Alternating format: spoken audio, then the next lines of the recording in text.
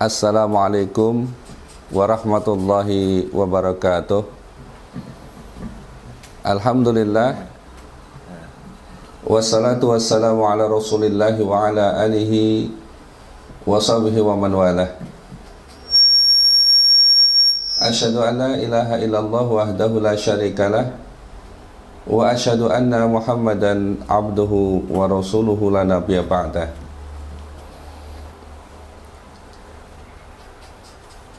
Bapak-bapak, ibu-ibu, hadirin wal hadirah yang mudah-mudahan senantiasa mendapatkan limpahan rahmat, nikmat dan juga barakah dari Allah Tabaraka wa Ta'ala. Marilah kita panjatkan puja dan puji syukur kehadirat Allah Jalla wa'ala yang terus-menerus melimpahkan berbagai macam nikmat dan karunia-Nya kepada kita, meskipun di tengah suasana pandemi corona yang belum juga mereda, namun alhamdulillah kita masih mendapatkan limpahan nikmat yang luar biasa. Di antaranya nikmat terbesar yang kita terima ialah hidayah Islam dan istiqomah di atas iman.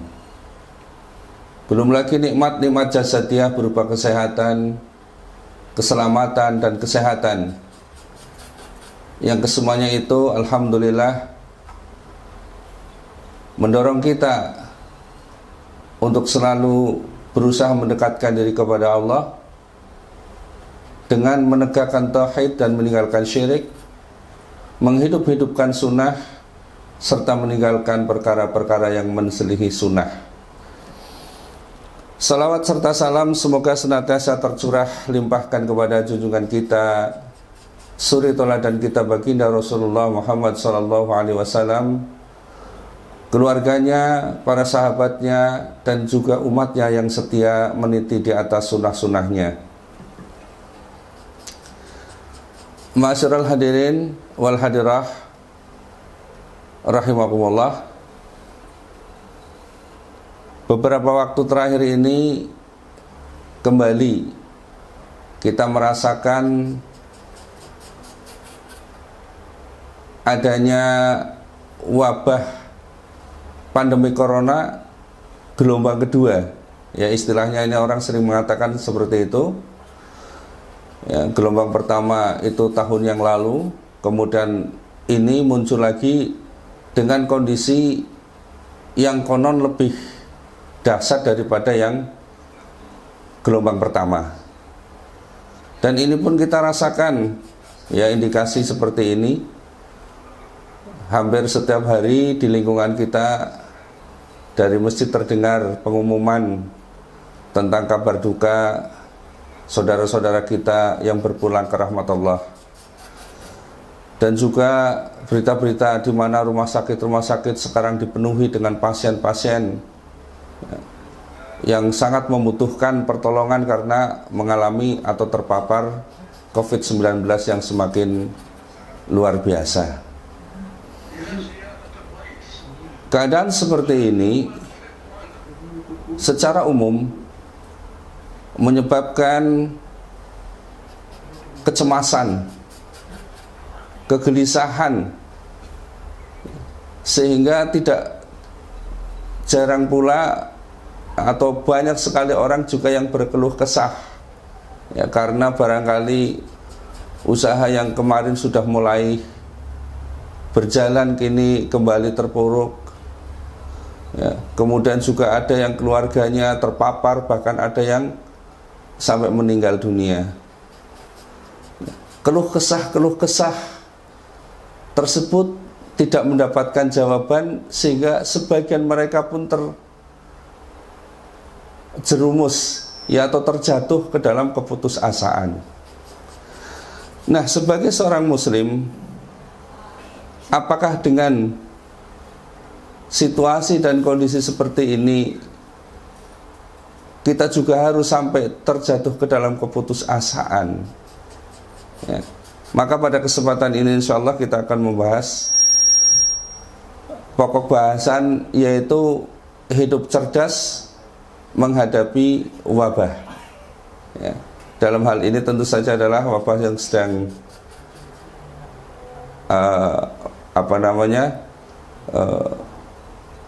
sedang terjadi, yaitu COVID-19. Ya. Bagi seorang muslim sesungguhnya tidaklah pantas jika menghadapi permasalahan apapun, ya, kemudian keluh kesahnya tidak terjawab, kecemasannya tidak terobati, ya, sehingga sampai jatuh ke dalam keputusasaan. Bagi orang-orang lain yang non muslim, ya, kalau mereka sampai jatuh ke dalam keputusasaan, bisa jadi karena apa? Mereka hanya mengandalkan akal dan pikiran saja. Sedangkan kita kaum muslimin, di samping akal dan pikiran, kita juga dibekali oleh Allah, yaitu kitab Al-Quran, di mana Al-Quran ini adalah sebagai petunjuk bagi kita, petunjuk bagi kehidupan kita di dunia dan juga di akhirat.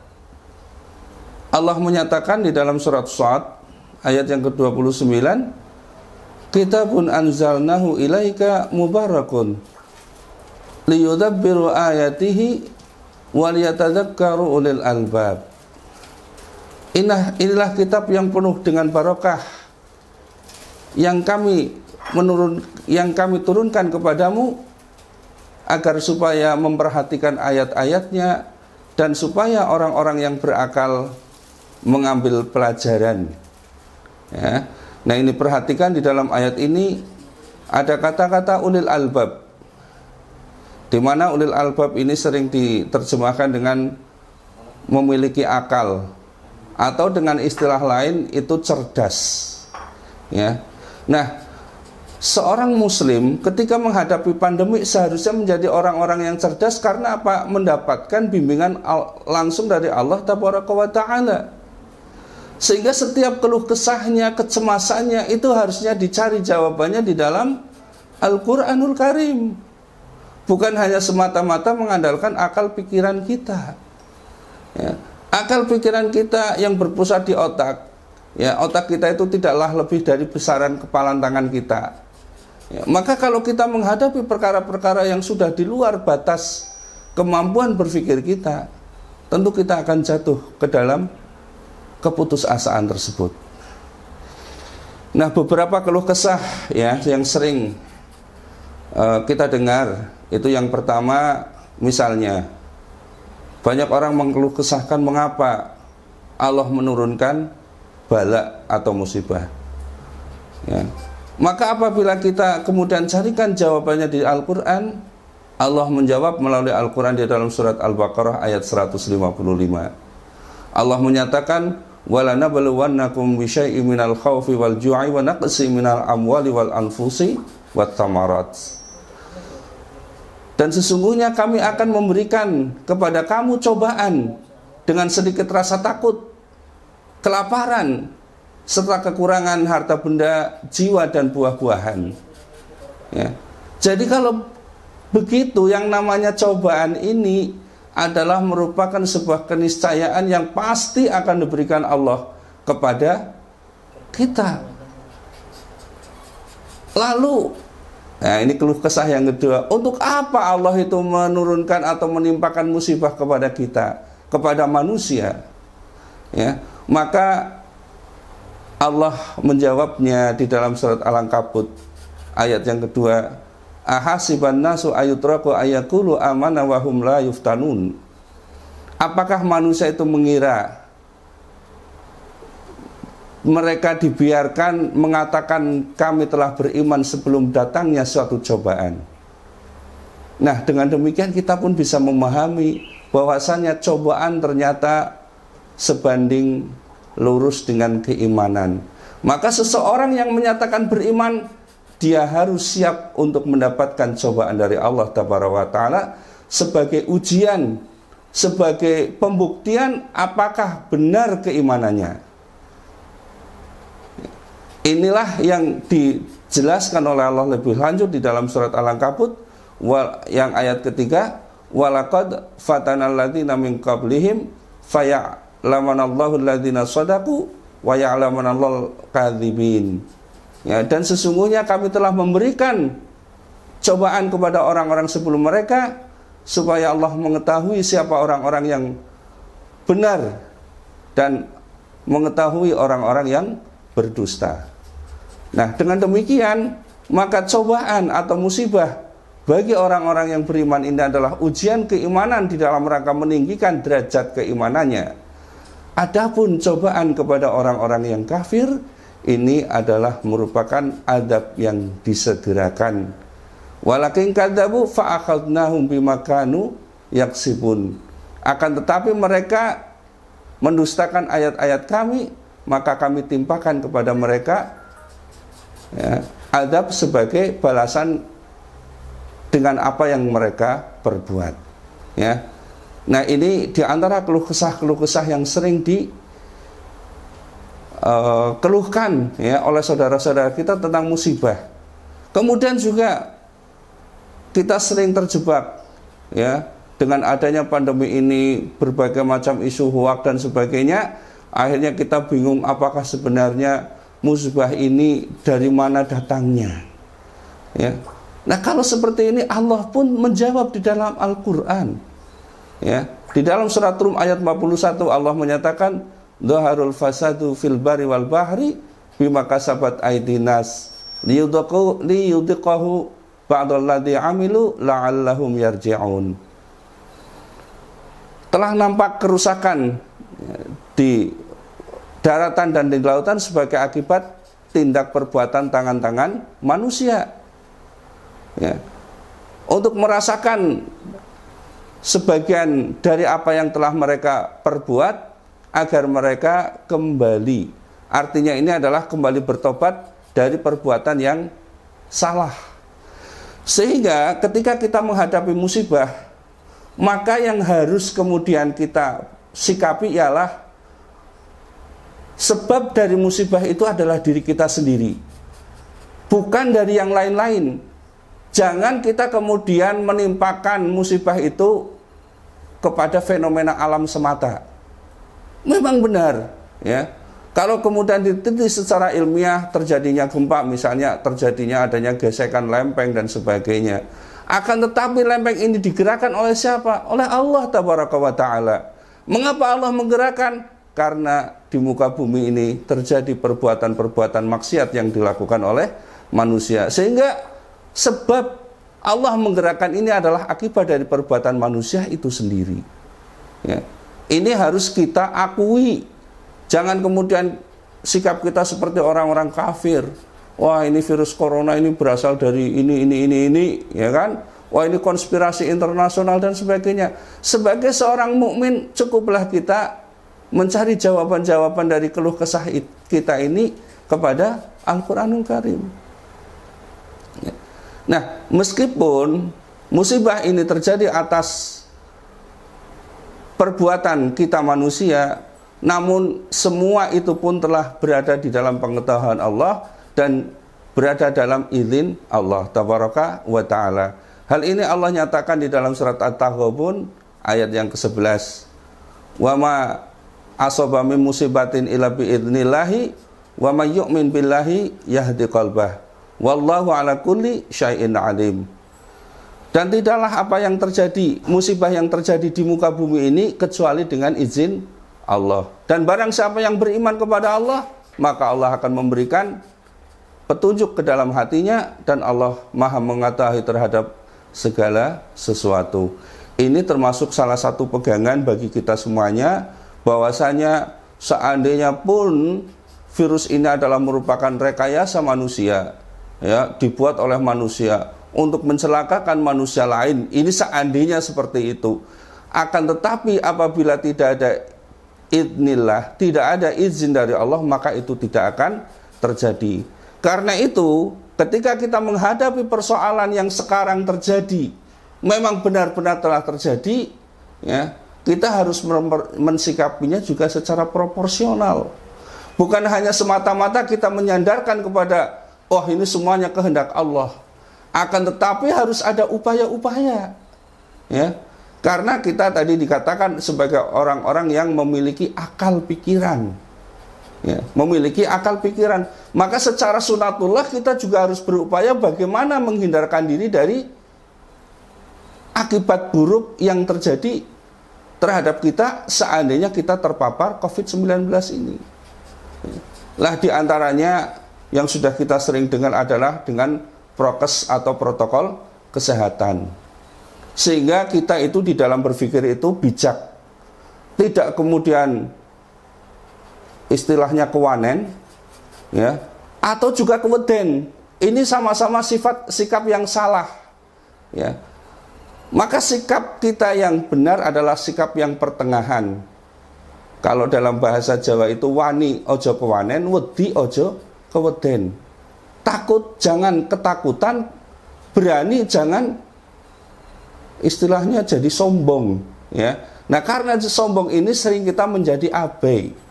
Mengabaikan keadaan sekeliling kita tidak mempersiapkan diri dengan sebaik-baiknya, maka ketika kita terkena barulah kita merasakan, oh ternyata memang benar adanya. Ya, ini yang harus kemudian kita perhatikan bersama-sama. Kemudian juga ada yang sering mengeluh kesahkan, ya Allah, betapa buruknya, ya, pandemi corona yang kami alami ini, ya Allah. Maka Allah pun memberikan jawaban kepada kita di dalam surat Al-Baqarah ayat 216. Wa asa an takrahu syai'an wa huwa khairul lakum wa asa an tuhibbu syai'an wa huwa syarrul lakum wallahu ya'lamu wa antum la ta'lamun. Terkadang sesuatu yang kamu benci padahal itulah yang baik menurut Allah, dan terkadang sesuatu yang kamu cintai itu justru itulah yang buruk menurut Allah. Allah Maha mengetahui sedangkan kamu tidak mengetahui. Oleh karena itu, ketika kita menghadapi peristiwa seperti pandemi COVID-19, maka kita ambil hikmahnya. Kita coba petik hikmah yang terkandung di musibah tersebut. Bukan kita saling mempersalahkan, ya, mempersalahkan pemerintah dengan kebijakannya, mempersalahkan orang-orang di sekeliling kita. Jangan seperti itu, ya. Kita ambil faedah atau hikmah yang terkandung pada musibah itu, ya. Musibah ini adalah sebuah masalah. Maka masalah ini jangan kita jadikan beban, akan tetapi menjadi sebuah tantangan, menjadi sebuah peluang, ya. Sehingga kita lihat orang-orang yang memiliki insting bisnis misalnya, ya, begitu ada pandemik seperti ini, segera mereka kemudian memproduksi masker misalnya. Ini menjadi sebuah peluang bisnis, ya. Kemudian mereka memproduksi hand sanitizer misalnya. Ini menjadi sebuah peluang bisnis. Sehingga masalah itu menjadi peluang. Kita ngaji nggak bisa offline. Sekarang terbuka dengan berbagai macam aplikasi, bisa online, ya. Bisa dengan berbagai macam ada yang Zoom meeting, Google meeting, dan macam-macam yang lain.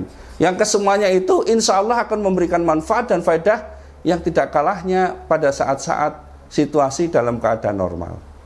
Nah, dalam keadaan yang tidak normal seperti ini, maka kreativitas, ya, kita itu sangat dituntut, ya, di dalam berinovasi persoalan-persoalan yang sifatnya muamalah.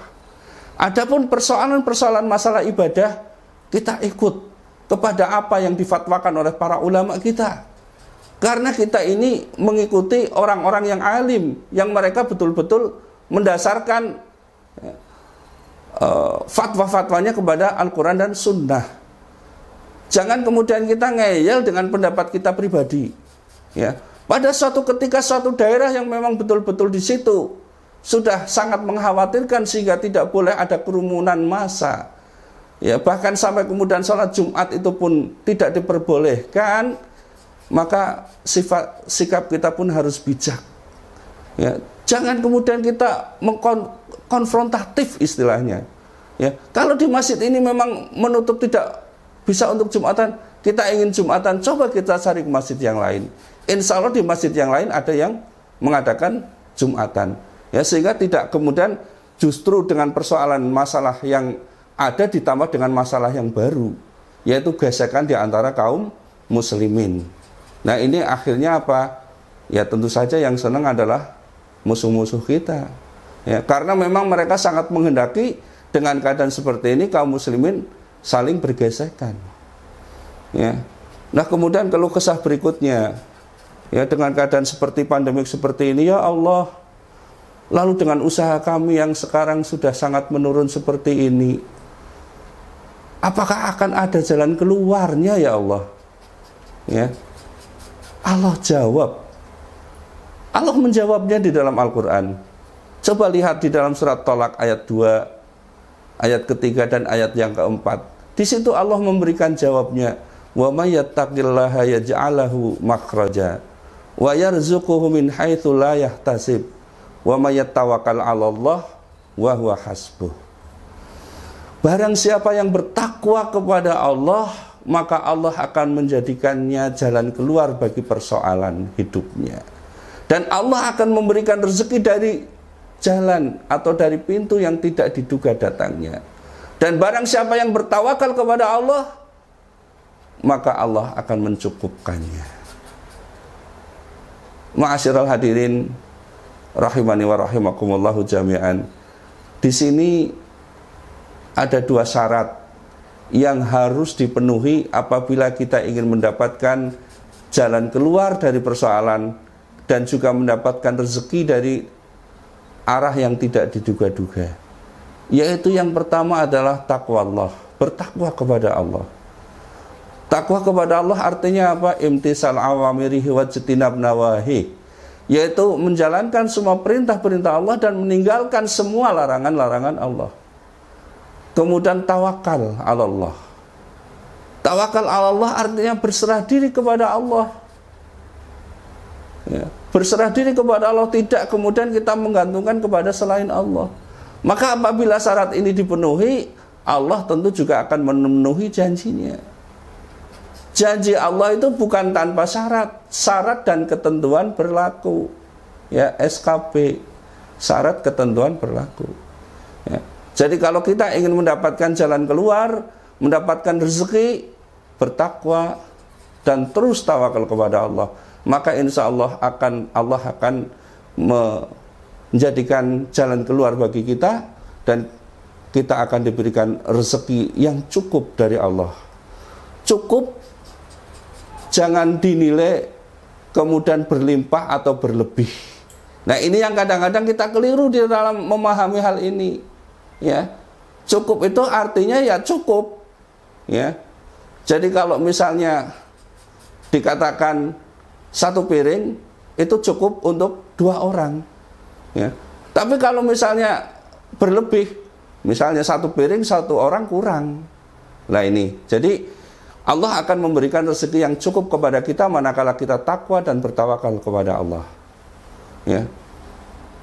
Kemudian di dalam surat Hud ayat 6 Allah memberikan penjelasan yang lebih gamblang kepada kita tentang rezeki yang Allah telah janjikan. Ya, wa min dahabin fil ardi illa ala rizquha illa 'ala Allahi rizquha. Dan tidaklah ya, makhluk yang bergerak atau melata di muka bumi itu kecuali mereka itu telah ditanggung rezekinya oleh Allah. Sehingga apabila kita itu telah habis rezekinya, kita sudah saatnya berpulang ke rahmatullah. Diumumkan di masjid, innalillahi wa inna ilaihi raji'un. Ya, jadi memang hari-hari ini tinggal siapa dulu yang mendengarkan atau yang didengarkan, ya. Siapa dulu yang mendengar kabarnya atau dikabarkan, ya. Karena Masya Allah, setiap hari kita mendengarkan tentang berita atau pengumuman duka cita di sekeliling lingkungan kita. Nah, kemudian setelah itu semuanya, maka keluh kesah berikutnya, lalu bagaimana kita harus bersikap dengan semua keadaan yang seperti itu? Allah mengatakan di dalam surat Ali Imran ayat 200, Ya ayyuhalladzina amanusbiru wasabiru warabitu wattaqullaha la'allakum tuflihun. Wahai orang-orang yang beriman, bersabarlah dan tetap terus bersabar dan bersiap-siagalah serta bertakwalah kepada Allah agar kalian mendapatkan keberuntungan. Ini kata kunci, ya, hidup cerdas di dalam menghadapi masa musibah atau masa wabah ini. Kata kuncinya adalah sabar. Bersabar atas musibah bukan berarti kita itu diam tanpa usaha. Bersabar artinya di sini adalah kita senantiasa berdoa kepada Allah dan juga berikhtiar secara sunatullah. Ini yang dikatakan sebagai bersabar. Maka kemudian Allah menjanjikan bagi orang-orang yang bersabar dengan pahala yang tanpa batas. Innama yuwaffa yusabiruna ajrahum bighairi hisab, di dalam surat Az-Zumar ayat 10. Sesungguhnya hanyalah bagi orang-orang yang bersabar yang dicukupkan pahalanya tanpa batas. Nah, ini adalah termasuk keutamaan yang sangat-sangat besar bagi kita semuanya apabila kita dapat bersabar terhadap musibah yang kita alami ini. Ya, jadi ketika kita mengalami kesempitan ekonomi, lihat kanan kiri kita, kita tidak sendiri. Banyak orang yang sekarang ini juga mengalami hal yang sama. Ya, apalagi mohon maaf, hadirin wal hadirah rahimakumullah, seperti hadirin wal hadirah lihat, ya, saya adalah seorang penyandang disabilitas netra. Ini kalau kemudian berpikirnya secara logika hanya sekedar matematik, 1 ditambah 1 sama dengan 2, sudah hidup seperti ini stres adanya, ya, stres. Maka ketika kita berpikir tentang Allah, 1 tambah 1 tidak 2, 1 tambah 1 terserah Allah. Ternyata sampai hari ini alhamdulillah, meskipun dalam keadaan, ya, buta penglihatan, Allah ternyata masih mencukupkan rezeki, ya. Alhamdulillah sampai hari ini, ya, Allah masih mencukupkan rezeki, tidak sampai jatuh ke dalam kelaparan, ya. Ini Masya Allah. Dan ini mudah-mudahan menjadi sebuah ibrah bagi kita semuanya. Maka kalau kita teguh pendirian, istiqomah kepada Allah, berdoa dan juga berikhtiar, ya, maka Allah tidak akan membiarkan keadaan seorang mukmin itu terlantar. Ini satu hak keyakinan yang harus betul-betul kita tanamkan. Tidak mungkin Allah itu akan membiarkan menterlantarkan hambanya yang mukmin kepadanya, ya. Kalaupun kemudian kita diberikan cobaan, itu hakikatnya Allah sayang kepada kita karena kita ingin diangkat derajatnya setinggi-tingginya di hadapan Allah tabaraka wa ta'ala. Maka dengan kesabaran ini, insya Allah kita akan mendapatkan derajat ketinggian tersebut, ya. Jadi kesimpulannya adalah hidup cerdas di masa wabah, bersabar dengan senantiasa berdoa dan juga berikhtiar secara sunatullah. Berpikirlah secara realistis, berhati-hati dan juga bertanggung jawab. Jangan abe, jangan terlalu cemas dengan keadaan yang ada. Semuanya serahkan kepada Allah, tawakal kita kepada Allah. Maka mudah-mudahan kita dapat melewati masa-masa sulit ini dengan sebaik-baiknya. Pun seandainya kita pun mendapatkan jatah bagian dari Allah, maka kita termasuk bagian orang-orang yang mati dalam keadaan syahid. Wallahu a'lam bishawab. Assalamualaikum warahmatullahi wabarakatuh.